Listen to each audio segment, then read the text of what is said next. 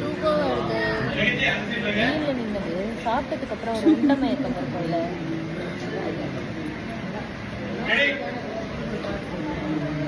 இதுக்கு மத்தியில தான் நாங்கள் நடிச்சு உங்களை தான் என்டர்டெயின் பண்ணிட்டு இருக்கோம்.